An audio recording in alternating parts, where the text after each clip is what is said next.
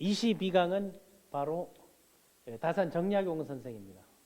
그래서 LDT 리더십의 그 유형과 모델을 만드는데 저에게도 많은 영향을 미쳤고, 배우고 행동하고 가르침을 실천한 그 LDT 롤 모델, 저의 이제 묘지명도 배우고 행동하며 가르침을 실천한, 배움을 즐기고 가감없이 행동하고 가르침을 실천한 그 라이프 플래닝 멘토, 여기 잠들자, 이렇게 이제 LDT 리더십을 냈는데, 다산 정약용 선생님이야말로 요거를 본격적으로 실천한 겁니다. 항상 시작이지만 62년에 나서 1836년. 그래서 1762년 250주년 기념 때 유네스코에서 세계 인물로 들어가게 된 게 바로 다산 정약용 선생입니다. 그때 정약용보다 한 50년 선배가 사회계약론을 쓴 루소라는 헤르만 헤세, 이런 사람들하고 뭐 위대한 독일의 음악가들하고 세계적 인물에 들어가 있고, 다산 정약용에 대한 그 책들은 뭐 독일어로, 영어로, 그리고 각 대학에서 학위 과정에서 본받을 만큼 정말 가르침을 실천하고, 지금도 그 가르침대로 행동하게 되면 항상 자기개발, 라이프 플래닝, 석세스 플래닝, 인생에 있어서는 난 석세스 플래닝을 했다고 봅니다. 그러나 삶에 있어서는 그 18년이 상당히 많이 나오는데, 18년 동안 유배 생활하고 돌아와서도 18년 동안에 엉덩이에 종기가 나서 앉아서 죽을 정도로, 그래서 다산 정약용 선생의 이제 묘비명에 보게 되면, 지금 그 능내리 남양주 가게 되면 그 자찬묘지병이라고 딱 나와 있는데, 이 자찬묘지병을 제가 라이프 플래닝 하는 사람들, 꼭 나중에 임종 체험하는 사람이 아니고, 내가 죽었을 때 내 묘비명이 뭔가 이거를 꼭 세워라, 그거를 정해라. 저도 사실은 이 자찬묘지병에 대한 학습이 있기 전에는 그 정약용 선생보다 한창 후배죠. 36년 후배 영국의 극자 버나드 쇼의 묘비명을 우리는 많이 활용하잖아요. 우물쭈물 살다가 나 이렇게 될 줄 알았다. 그걸 기점으로 그 이후에 유명한 그 사상가들은 자기 묘비명들이 다 그걸 적어놨는데, 자기 묘비명을 이렇게 명확하게 자찬묘지명을 딱 써놨습니다. 그 내용을 함축해서 줄여놓게 되면 런두티치입니다. 자신의 역사를 그대로 썼는데, 여기에 보게 되면 정조 임금에게 총애를 받고 사랑을 받고 정조에게 배워서 백성위에 일을 했다. 백성위에서 일을 할 때 내가 공직의 권한을 갖고 일한 게 10년. 28에서 이제 38까지 10년간 공직을 갖고 뭐 곡산부사, 뭐 암행어사, 찬 이런 걸로 이제 일을 이제 했던 경우도 있고, 뭐 병조 참의, 형조 참의도 했었죠. 뭐 지금의 민정수석이나 법무부 차관이나 검찰총장 이런 것들도 이제 하면서 여러 가지를 해놓고, 다음에 제자를 가르쳤다. 이거를 전통적 리더십이 아닌 후천적 리더십, 변혁적 리더십으로서 세운 대표적인 케이스가 다산 정약용 선생입니다. 그러니까 우리가 학설이나 이런 것들을 논쟁하려는 그런 자리가 아니고, 우리는 우리에게 유리한 거를 배워서 써먹고 활용해서 좋은 성과나고 행복하게 살면 되는 거예요. 그러면은 여기에 그 마지막 부분에 이제 나와 있는 그건데, 임금의 총애를 얻어 금밀에 들어갔네. 임금이 복심에 대어 초석으로 모셨도다. 하늘의 총애를 입어 우충이 열리었네. 육경을 경연하며 미묘한 이치를 깨달고 통했도다. 소인이 해성해치니 하늘이 너를 옥성시켰네. 거두어 간직하고 장차 훨훨 논이련다. 뭐 이 뒤에, 그리고 이제 자신이 유배 가고 이래 뭐 한 거는, 내가 이렇게 잘나고 똑똑하니까 이거 어쩌라고. 여기 보면 자기도 해. 이 자찬이 뭔 거면 셀프 브랜딩 아니에요. 자기 마케팅을 그렇게 잘했기 때문에 지금 살아가는 여러분들이 이거를 우리가 본받아야 된다는 게, 그 브랜드 기록 매뉴얼 만드는 정주의 리더십 조직의 장들이 본받고 다산의 리더십을 본받게 된다면, 런두티치에서 자기가 우뚝 서서 죽어서도 평생 선한 영향력을 발휘할 수 있는 그런 기틀이 있다는 거예요. 그리고 여기 보게 되면 그 묘비명에 올라가는 자찬묘지명이 그 본인의 그 묘지에 올라가는 건데, 그 묘지도 항상 자기가 얘기했던 게, 괜히 명당 찾으려고 지랄하지 마라. 그리고 직관에게 물어봐서 어디 풍수지리 이거 물어보면서 어디 이것저것 따지지 마라. 그냥 나는 뒷산에 묻어달라 했습니다. 그게 바로 여유당 바로 뒤에 위에 산이 그 풍산홍시 부인하고 이제 합장돼 있는데 거기 그 산에서 내려보면 그 여의당 지붕이 딱 보이거든요. 그런데 보게 되면 거기가 진짜 명당이에요. 그리고 거기에 땅에 있을 때 거기에 살 때 여기는 이 한강의 물줄이 폭우가 쏟아지게 되면 여긴 다 쓸어갈 염려가 있다. 다 쓸어가더라도 그거를 놓쳐서는 안 된다고 얘기한 게 그 기록 관리거든요. 그래서 우리나라에서 기록 관리를 박물관 조정보다 잘한 가문이 있습니다. 그게 바로 저기 해남에 가면 노구당이에요. 노구당이 해남윤씨 거기 그 고산 윤선도 공제 윤두서 가문 공제 윤두서의 손녀딸이 바로 누군고 하게 되면 정약용의 어머니 윤소운 정재원이 아버지거든요. 윤소운이가 그 고산 윤선도 공제 거기에 증손녀예요. 그러니까 거기에 영향을 많이 받았기 때문에 그 기록관리 거기 노구당에 가게 되면 전쟁이 6.25가 터지고 막 이런 거 했을 때 우리 부산세관에 옮겼다가 그 소위 말하는 어전들 이런 것들을 다 소실됐다 했잖아요. 그런데 거기는 그 옛날 그림들이 그대로 남아 있습니다. 거기에 가게 되면 일본의 전략적 요충지 지도까지도 다 그려냈어요. 그 딱 전쟁이 터지니까 해남윤씨 며느리들이 다 모여가지고 어떻게 하냐 해가지고 하나하나 회의를 하면서 방법이 있다. 이것이 들어오게 되면 다 불태우면 불태우지 않는 방법이 하나 있습니다. 그게 뭔가 그 며느리 중에 하나가 김치 묻는 독에다가 나누면 됩니다 해서 땅을 파가지고 김치독에다가 그 기록 자료들을 다 모아가지고 소실되지 않은 게 그게 노구당. 우리나라의 중앙박물관보다는 더 훌륭하다고 보는 게 그 역사는. 윤선도 가문이 해외에 있는 뭐 청나라나 이런 자료들도 있지만 배들이 가다가 소실됐을 때 둥둥 떠내려왔던 것들이 괴짝들이 떠나 보니까 거기에 다 책들이 있었던 거예요. 그걸 딱 착안해 가지고 책 관리를 그 다산 정약용 선생이 그 여유당집이나 그 500권의 저서나 이런 거 그 리바이벌 한 책들을 다 관리했던 게 거기 가면은 홍수에서 떠내려온 돌짝 있고 그 그대로 있거든요. 그게 딱 할 수 있었던 것 중에 하나가 괴짝에다가 기록 관리는 서재를 딱 관리하고 거기에다가 뭔가 니스를 칠해 가지고 약칠을 다 해 가지고 방수 처리를 해 가지고 보관을 했던 게 바로 다산 정약용 선생이라는 거예요. 그러니까 이런 정신들이나 이런 그 가문을 패족이라는 가문을 살리기 위해서 패족이 아니고 이걸 관리하고 자녀 교육이라든가 가정 교육이라든가 이런 것들 뭐 친구 이제 부모 관계를 철저히 했던 게 바로 정의한 인맥 관리, 다음에 목표 관리, 시간 관리, 그리고 삶의 로드맵을 제대로 그린 분이 다산 정약용 선생이라. 여기가 바로 바로 뒤에 보게 되면 저기 숙부인 해가지고 풍산홍시 하게 되면 옛날에 풍산홍시 달성서시에 유명했잖아요. 그래서 풍홍 달서라는 말이 나와가지고 며느리나 이런 거 사위 볼 때는 그 가문을 내라 해가지고 거기에 풍산홍시들은 남인은 뭔가 그 경복궁에서 남쪽에 있는데 지금의 중국 회원동 그쪽에 하니까 야몽야몽 짱짱한 집안에 15살 때 1살 연상인 풍산홍씨와 결혼을 했습니다. 풍산홍씨도 얼마나 사랑을 했는지 78세에 이제 돌아가셨는데 다산 정약용이 죽고 2년 후에 이제 돌아갔거든요. 원래 1살 이제 연상이었으니까 거기에 있고 봄 사계절이 다 그 그림이 있습니다. 실학박물관도 있고 그 모형들하고 이 안에 다 있는데 한번 요 위에 한번 올라가가지고 그 여기 올라가는 밑에 보게 되면 자찬묘지명이 있습니다. 그 상당히 긴데 거기에 보여든 거는 자찬묘지명도 집중본이 있고 기록으로 자기 묘지명을 책으로 썼어요. 책으로 역사서를 책으로 쓰고 광중본의 일부를 그 안에 했는데 다산 정약용 양용은 자기는 자기 이름을 브랜드해서 나 그걸 가지고 제가 나 김세훈은 뭐뭐 한다 해가지고 사명선 미션 선문을 거기서 내가 이제 힌트를 얻은 거예요.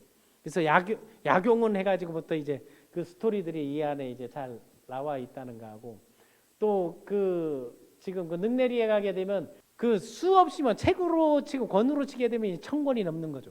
정치, 경제, 사회문화, 의술에 대해서까지도 상당히 그걸 많이 해서 정약용 선생의 삶에 가지고 있는 거를 7살에 이제 한시를 썼다 해서 한시를 쓴 거 보고 아버지 정재원은 어떻게 해서 여기로 이제 오게 돼 있는가 하면 그 동기가 태생에 대해서 얘기해야 되면 여기로 와서 된 게 사도세자가 죽고 나서 그거를 딱 보고 나서 아비가 왕일지도 아비가 자식을 죽이느냐고 역모라 해가지고 그래서 그 관리직을 해가지고 모든 거를 사표를 던져가지고 고향으로 돌아가자 해서 고향으로 딱 돌아온 게 여기입니다. 여기에 돌아와가지고 이런 세상에서 고향에서 농사나마 지으면서 살아라 해가지고 호를 귀농으로 정해준 거예요. 그래서 어린 때 아호가 귀농이거든요. 그 귀농으로 호를 정했는데 그 4살에 천자문을 뗐고 7살에 한시를 지었어요.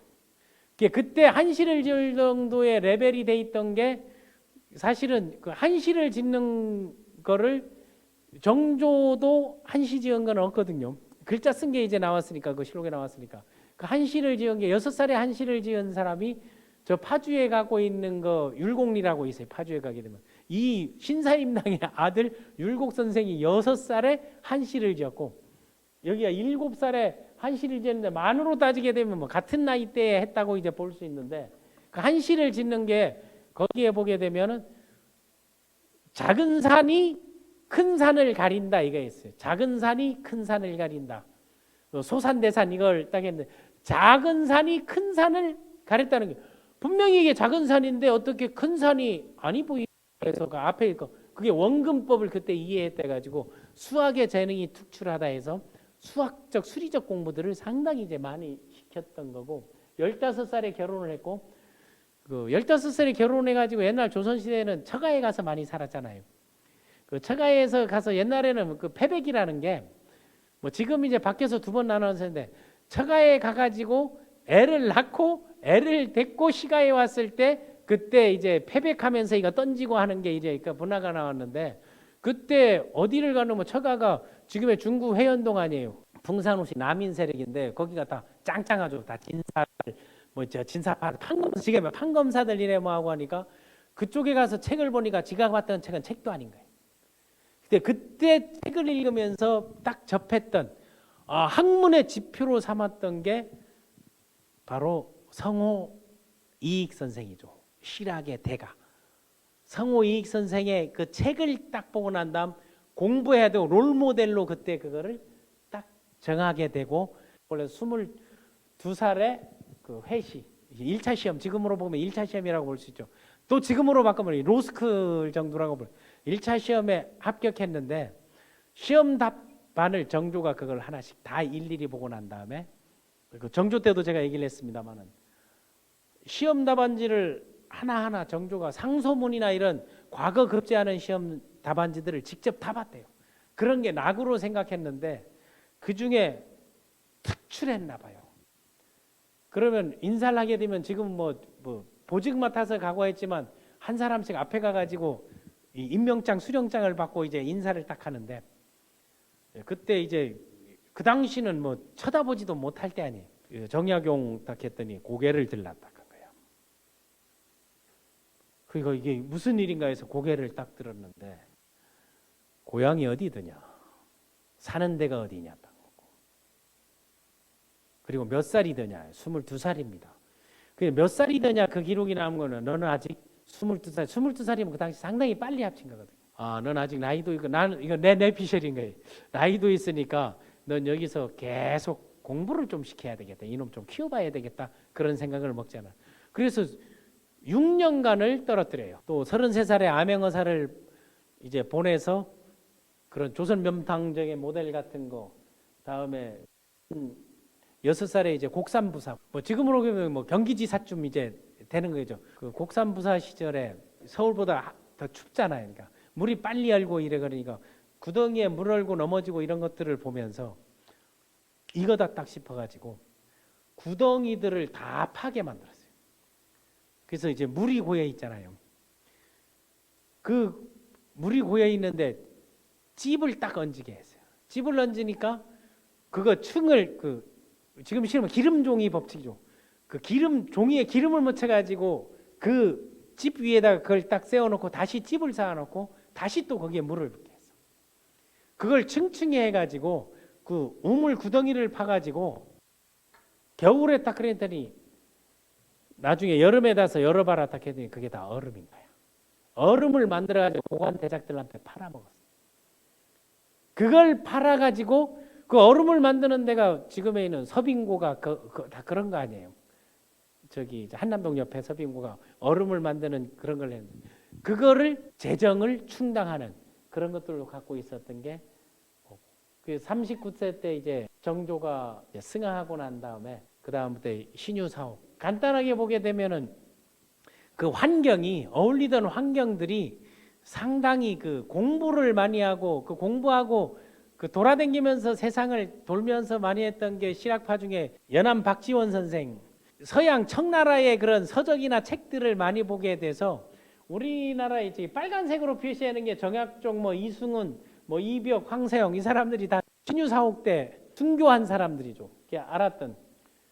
그러니까 정약용도 이래 천주교로 해서 40 패스하자마자 사상 논쟁에 휘말려 가지고 유배 갔었어요. 해미에 열흘간 유배 갔었는데 그 이제 의문이 풀리고 아니다 해가지고 이제 다시 돌아와 가지고 그러니까 형세명 약전 약종 약용이 있었고 자기는 이제 풍산홍시계론에서 원래 낳기는 육남 삼녀를 낳았는데 여기에서 의학적 연구를 많이 하게 된 게 다산 정약용이가 그 중에 사남 이녀이 다 천연두로 다 사망을 했어요. 그 윤씨부인 윤수원의 외증조부가 공제 윤두서, 송강 정철래하고 쌍벽을 이뤘었는데 윤선도가 역사상으로 보게 되면 가장 이제 출중하고 똑똑하고 모든 것들을 다 받은. 그래서 외탁했다는 게 다산 정약용 선생도 보면 수염이 상당히 덥수룩하잖아요.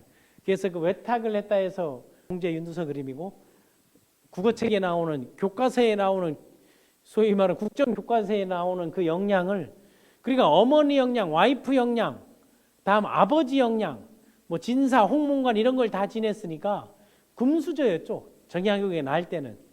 그런데 가장 이제 처절한 생활을 이제 하게 된 게 유배 생활하면서 꽃은 유배 생활에서 다 피웠다는 거. 이게 고난 극복, 어려운 환경을 다시 서고 일어서는 것들이 우리가 동기부여 차원에서 그런 동인이나 자기 개발에 탁월했다는 거예요.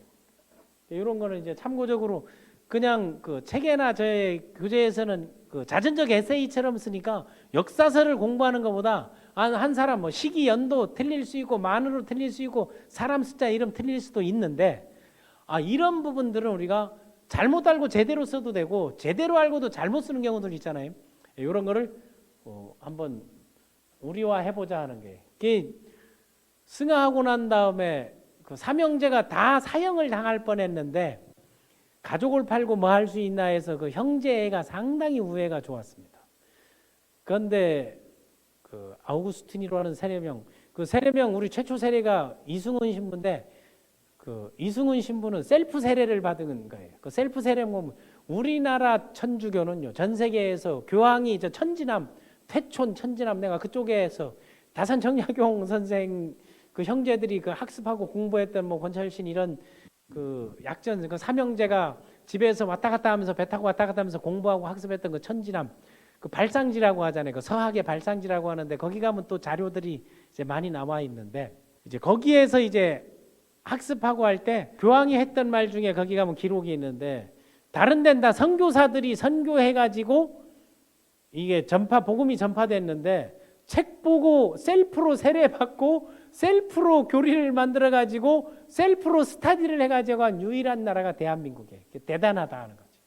그러니까 내가 이제 마케팅하는 팀들 플랫폼이나 네트워크나 이런 팀들을 얘기할 땐 천지남을 한번 꼭 가봐라. 스스로 시스템을 만들고 스스로 공부하고 스스로 리더가 됐다는 그것이 그 인정했던 곳이 우리 한국이 대단하다는 게 학습력 런도티치의 학습력이 이제 대단했는데 거기서 학습하고 크고 이승훈 신부가 저기에 들어갈 때 그 황사영의 얘기를 들고 갈 때 베이징에 갈 때 그 신부를 만나봐라 해가지고 이제 본격 이루어진 건데 그 영광의 그 조카 사위지만 뭐 글로서 완전히 정약용은 아니다 하는데 그 고충을 계속해서 유배 가는 걸로 정약종은 자기는 귀환 후 지금으로 얘기하면 사상전향이라는 거를 했었죠. 사상전향을 했을 때 정약용은 이제 유배를 정약전하고 보내는데 처음은 장기현이라고 지금 포항 그 영덕 포항에 장기로 가 있다가 다시 불러 두 번째 2배, 그러니까 그 이감 다른 데로 이제 보냈던 게 이제 더 떨어진 해남으로 보냈고, 다음에 이제 흑산도로 형은 이제 거기로 가면서 그 500리길을 그 유배 따라 하는 거를 한번 코스대로도 한번 가봤습니다만은, 처음에 갔던 데가 이제 저기 그림이 있죠. 거기 가게 되면은 동문주막, 그 영랑길도 있고 거기에 이제 있는데 동문주막 주모상이 있고, 이거는 코로나 때 찍은 게서 마스크 주막도 이제 마스크를 씌워놓고 그 앞에 보면 사이제라고 네 가지 뜻을 정했는데, 그 여유당 전집에 보게 되면 정약용은 술을 안 좋아했다 이제 나와 있는 거는 난 브랜드 마케팅용으로 쓰지 않았나. 그래서 정조가 원샷 자꾸 이걸 줄 때 제일 힘들었다 해서 그런 비난하고 너무 독선적이고 사람 귀찮게 하고 이런 거 있다 이런 것들도 이제 써놨는데, 저기 가게 되면 또 저기 스타를 보게 되면 맨날 와서 술만 퍼먹었다 그래. 저기 동문저가 하도 술 처먹으니까 그 자기 유배 사형받을 놈이 유배와 있다니까. 그럼 그런 배웠을 거 아니야. 야 인간아, 그래 하지 말고 여기 그냥 있으라고. 오갈 데 없어. 여기 있으면 내가 방 하나 내줄 테니까 여기서 먹고 자고 하는 거는 이 동문주막에서 먹고 자는데, 이 동네 자이들 그 엿장수 같은 애들 데려다 글 공부시켜라 한 거예요. 그래서 거기서 18제자를 육성했던 거예요. 그리고 그들을 카테고리 만들고, 그것이 기반이 돼서 뭐를 소위 말하는 유배 기간 동안에 18 동안에 500권의 책을 저술하고, 거기서 이제 그 나온 게, 거기서 기본적으로 나온 게 몽리심서 경세유포는 다 거기서 그 말년에 그걸 정리해서 쓴 거고, 돌아와 가지고 흠음신서를 이제 써서 이제 그래 했는 건데, 그 동문지막에 가기는 지금도 이제 막걸리 팔고 그래 하거든요. 한번 가보시고, 여기는 이거 그 앞에 사이제고, 여기 가게 되면 다산초당까지 그 백년사 해월사를 한 바퀴 돌아가 보게 되면, 거기 보게 되면 동암이라고, 호도 이제 동암도 쓰고, 저희 아버님 호도 이 동암인데, 그 차를 막 돌을 만들어 놓고 거기에 가가지고 그 귀농의 오리지널을 유배 9년차 때 한 거예요. 초당에 가가지고 지금에 하는 우리가 주말 농장을 일구듯이 그걸 나누면서 뭐 선비들 현감들 해가지고 땅을 해가지고, 그때 말은 정전법 9개로 딱 나눠가지고 그 하나를 빼고 이거는 주변에 이제 공납으로 바치고 나머지는 자기 지분에서 유배 끝나고 올라올 때는 그거를 다 공유수당 공유 마케팅으로 다 풀어주고, 그리고 직접 농사를 짓고 쌈을 싸고 그걸 먹으면서 차를 마시고 하는 걸 해서, 아 이게 이제 그 정조가 가졌던 산홍합일이라는 말. 옛날에는 그 살인파들이 못된 게 딱 그거예요. 공돌이 했잖아요. 과학 문명을 무시하고 오로지 한자 공부를 하고 사서삼경 경학만을 중시하고 향촌 중심으로 만들어 놓고 제사 이제 이거 유교 사상 이런 것들을 그걸 했는데, 정조는 그런 것들을 다 불교도 유교도 다 동일하고, 그리고 천주도 보니까 뭐 제사 한진하는 거 이랬지만 백성을 중시하는 거는 똑같다 하는 것들을 다름을 인정해 줬던 것이, 그런 그 학습 차원에서 그 산홍합일, 그러니까 과학 문명의 발달의 토대를 세종 때 4차 산업혁명의 그런 것들을 뭐 장영실을 통해서 추구기 해시계를 만들었지만, 그거를 실질적인 현장으로 내려가 만든 거, 지표가 되게 하고 그걸 활용한 거는 정조 때. 거기에 큰 역할을 한 게 다산 정약용 선생이죠. 한번 지금쯤 한번 가보기가 좋을 때인 겁니다. 여러분 한번 쭉 돌아보시는 게 어떻겠나 하는 그거를 생각하고, 저도 18년 유배를 마치고 고향으로 이제 돌아와서 이제 여유당이라는 데 보게 되면 그 실학 박물관도 있고 그 내용들을 학습들을 다 볼 수 있는데, 책 모양으로 해가지고 요 뒤에 저 뒤에 여기서 잘 보이는 저쪽 뒤쪽 저 산 등성에, 그리고 요 재물을 모으는 가벼운 방법은 남을 도와주는 것이다. 이제 부작을 할 때도 얘기하는데, 이거는 유배 갔을 때 유배지에서 보낸 편지, 그 유배지에서 보낸 편지가 상당히 많은 사람들의 영향을 줬고, 그 유배지에서 보낸 편지가 결국은 뭐 백범일지라든가 김대중 옥중서신이라든가 뭐 자식에게 주는 글, 저도 아이가 이제 유학가 있을 때 그런 글을 계속 써서 주고 꼭 해야 될 50가지 이런 것들의 그런 영향들을 많이 받게 된 게 바로 이런 겁니다.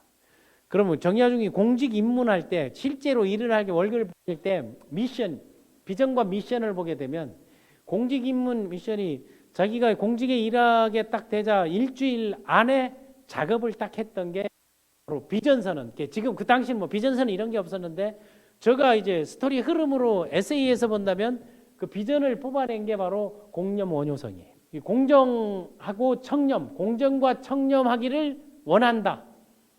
그게 뭔가 하면 발할효. 내가 진정으로 정성을 다해서 이 정성성 직각할 성자 정성을 다해서 국가에서 헌신하는 나를 자아상을 만들겠다. 이게 나는 비전 선언이라고 이제 봐요. 다음에 이제 사명 선언은 이 사명 선언이 공직에서 10년간 느꼈던 거를 나중에 어디로 가게 되면은 유배 가서 이제 강진에서 이 목민심서를 유배 끝나기 모든 자료들을 그 자료의 협찬이 어디에 있는 거 하게 되면 자기가 배우고 글 읽었던 것도 있지만 그 노구당이라는 그 해남 윤씨의 그런 좋은 책들을 많이 참조하고 그 제자들하고 또 형에게도 그걸 이제 할 수 있었던 건데 그 중에 이제 처음에 이거 부임했을 땐 어떻게 하라 그리고 그 율기 자기의 마음은 스스로 어떻게 나에게 관대하고 남에게 타이트한 그런 적폐가 아니고 남한테 타이트하고 남에게 관대한 율기봉공 애민 율기봉공 애민 요 세 가지를 가지고 소위 말하는 자기 삶의 원칙 공무원 원칙을 이제 정했던 거죠. 이거는 그 전에 자기가 마음 먹었던 거를 목민심서에서 이거를 12가지로 뭐 그것을 12편으로 나눠서 각각의 6개 카테고리로 나눈 거예요. 그거를 제자들한테도 시키고 본인도 만들고 경험치를 가지고 사례집도 만들고 딱 한 거예요. 그래서 부임은 임기에 딱 들어갔을 때 나중에 임기를 마치고 나왔을 때 그게 해관육조, 뭐 부임육조, 뭐 율기육조 이렇게 이제 나누는 건데 그걸 6가지 조항을 만들어 가지고 총 72개 조로 만든 거예요. 그래서 율기봉공애민 이 세 가지 이 율기봉공애민은 뒤에서 자기 경험치만을 가지고 했던 게 아니고 이것에 영향을 준 게 바로 관리직에 있었던 아버지가 공직 생활을 할 때 그 배운 게 율기봉공애민에서 사궁들은 나라가 잘 보살펴야 된다. 그게 지금 뭐 사회적 약제보호, 사회적 기업들 나라가 못할 걸 회사가 하고 뭐 장애인 처운 그러니까 그게 호러머니라든가 노인이라든가 장애인이라든가 이런 사람들은 나라가 그 사궁, 궁원 네 가지가 궁한 사람 궁율이 여기 소사한 건 성서에서 나오잖아요. 그런 것들을 아버지에게서 배웠는데 공직하고 암행어사하고 이런 수사하고 다 해본 수사도 상당히 잘했거든요.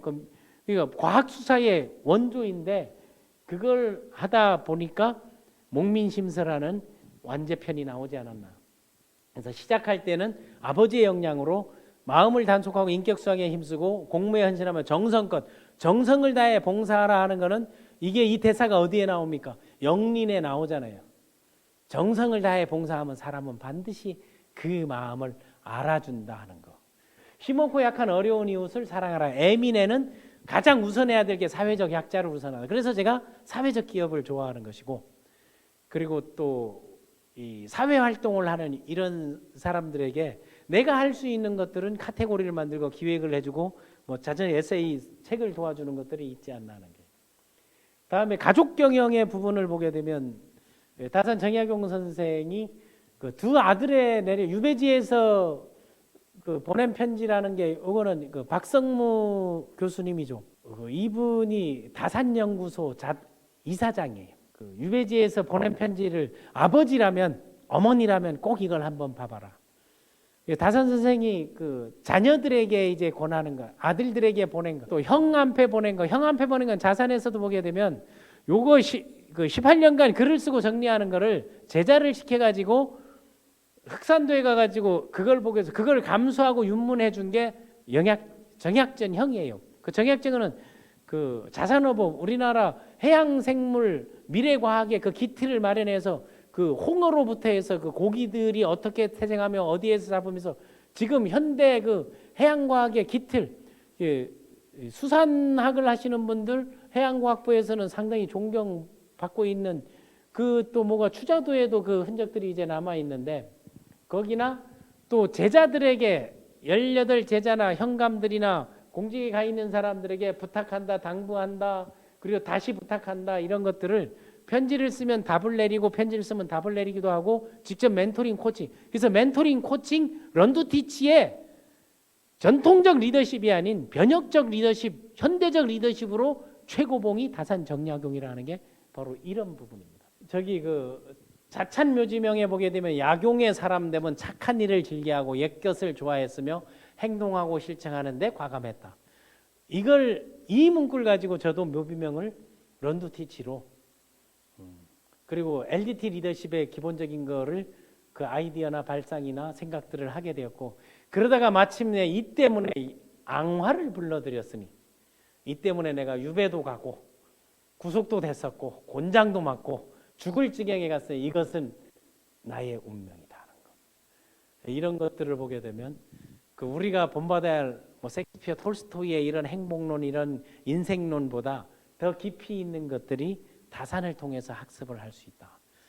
그리고 그걸 막 책을 봐서 하는 것보다 저 능내리나 다산 초당이나 한번 투어를 한번 이제 해 보면 어떻겠나 하는 거를 그리고 행동하고 가르침을 실천한 모델인데 런두티치에서 누구에게 배웠나? 아버지 정약용에게서 정재원에게서 배운 게 컸고 다음 책을 통해서 멘토를 찾은 거니까 그제 멘토지만 여기서 롤 모델을 찾은 게 성호 이익 선생이죠. 우리 실학의 대가 이렇게 이런 것 때문에 해서 그 산홍합일 이런 게 나왔고 다음 임금 정주에게서 구체적인 사안에 대한 그 디테일함과 피드백 코칭을 직접적으로 가장 많이 받은 게 정조죠.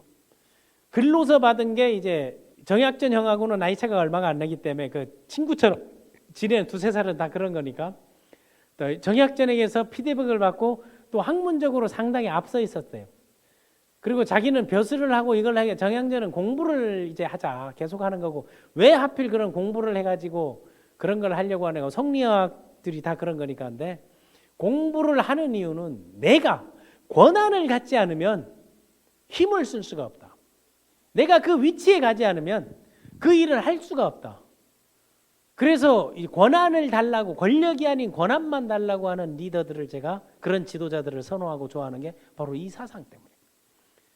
그러니까 그럼 너는 그걸로 해라 해서 봉은사에서 공부를 했고 다음에 티치했던 게 뭐 두 아들은 물론 뭐 추사 김정희가 누군가 하면 그 자기 아들 두 번째 아들 하구하고 추사 김억이하고 지금 대흥사의 초이선사 그 차하고 이 초이선사 가면 저기 있잖아요. 지리산 계곡에 대흥사에 가게 되면 그 세 사람이 호용호재하는 친구들이에요.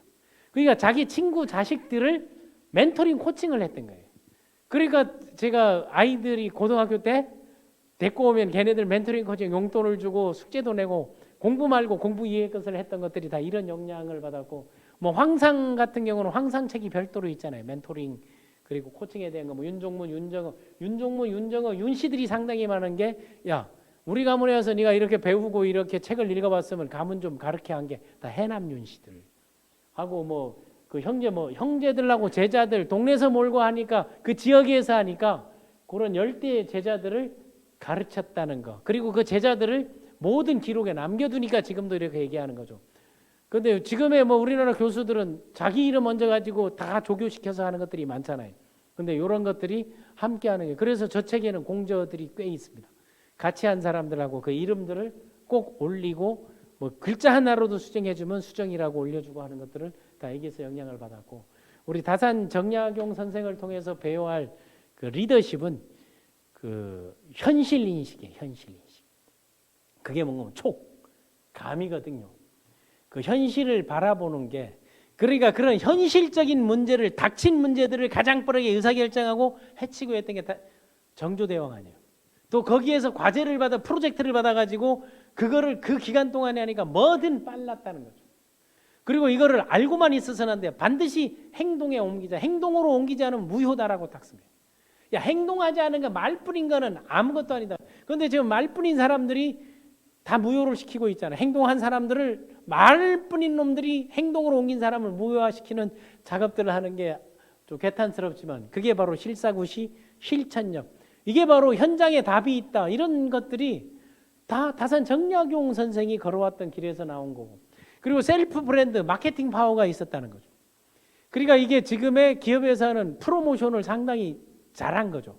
그 프로모션들을 잘하고 그 당시에 뭐 행궁행차라든가 그 일이 있을 때 이런 거 했을 때 그거를 아주 그럴싸하게 그리고 실질적으로 잘했고, 여기에 책임자가 누구다 해가지고 저기에도 가게 되면 정약용 이름이 수원 화성에도 가면 없어요. 그런데 그걸 최재공하고 뭐만 나와 있는 거 하면은 그 실록에 보게 되면은 그 정조를 극찬하는 거니까 노가다 일했던 그 수리하고 벽돌을 깨고 삽질을 하고 땅을 팠던 그런 사람들 이름까지도 다 기록해 줬어요. 그런 거를 가지고 지금 보게 되면 무슨 재단 만들 때 가면은 이름들 10원이라도 낸 사람들 이름들 이라고 벽에 이름 세워가 해주는 게 다 이런 것들이 지금 생각해 보게 되면 누군가의 영향을 받은 거라는 걸 알게 되고, 그런 것들에 대한 연결고리를 찾아내는 게 그게 촉이라는데, 그 연결고리 측이 수학적 연결고리와 문학적, 인문학적, 어린 때 인문학을 공부하고 커서 이런 수리학이라든가 천문학이라든가 이런 것들을 학습하다 보니까 그 기본이 어휘구사나 실질적 수치를 잡아내는 게 아주 탁월했죠. 그러니까 자기 기록에는 거기에서 이런 그 농로를 만들고 거중기를 이용해서 거중기로 다 만든 게 아니고 큰 돌로 옮길 때만 썼다, 이런 것들을 다 기록해 놓을 수가 있었던 거죠. 그게 요즘 사람은 숟가락 얹는다 그러는 건데, 숟가락 얹은 게 아니고 자기 기록에 다 남겨놓으니까, 한중록도 마찬가지도 자기 입장에서 쓴 거 아니겠어요? 일성록은 정조 개인의 입장에서 쓴 거 아니겠습니까? 그럼 여러분의 일들의 기록, 그 기록들을 남겨놓으면 자전적 에세이는 무조건 한 권의 책이 된다 하는 거, 그런 것들을 이제 생각하고, 항상 그 공직에 있을 때는 부드럽고 풀어놓고 대해도 주는데 기강에 대해서 내 스스로 율기하지만 위계질서 이런 것들도 상당히 중시를 했습니다. 왜? 카리스마로 기강을 잡아라. 위험해야 된다겠죠. 그런 것들은 이순신 장군도 잘했고, 그러나 사람은 마음으로 정성을 다해서 사람을 잡아라. 독학할 땐 독하고 치를 땐 치르지만 그걸 딱 풀어라 하는 것들이 가죠. 그래서 빌더 셀프 슈퍼 리더십.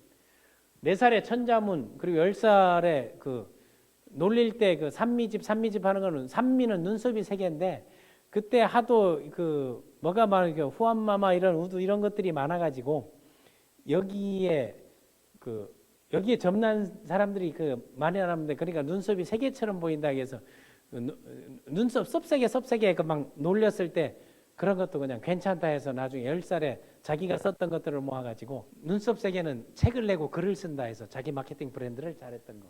그리고 비전 사명 과정에서 나왔죠. 유배 중에 18제자를 숙성하고 돌아와서는 사람들을 불러서 송어회도 만들고 회를 좋아하는 거 보니까 술은 좋아했던 것 같아요. 근데 다 사는 걸 강조하기 위해서 그러지 않았나 하고, 또 그런 그 폭탄주 원샷 문화를 정조가 그 초계 문신들한테 그런 걸로 그 기본을 이제 잡기도 했었고, 또 수종사에 가보게 되면 거기 삼봉이 보이고 삼봉리가 있어요. 그 옆으로 수종사 올라오게 되면 거기에 그 4,500년 된 500년 된 세조가 하사한 나무가 이제 그대로 있고, 그 위에서 내려본 그가 너무 멋있습니다. 한번 거기 한번 그 차가 상당히 위에까지 올라가니까 비 오는 날만 빼고 가게 되면 거기를 한번 가보고, 자전적 엑세일 썼다. 결국은 제대로 현대적 전통적 일을 가진 정조가 제대로 듀플리케이션, 복제를 해낸 게 다산 정약용 선생이지 않나. 다산 정약용과 정조가 만났을 때 풍운지회라고 했죠.